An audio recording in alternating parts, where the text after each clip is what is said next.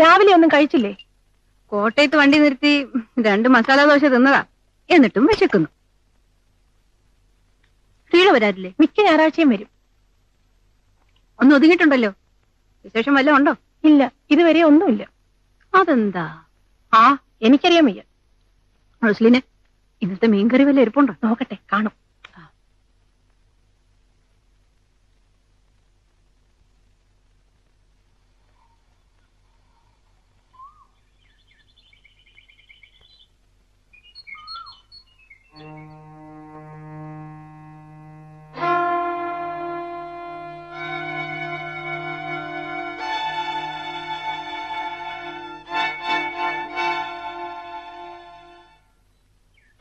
എന്ത് മീനാ ഗോമതിയമ്മേ?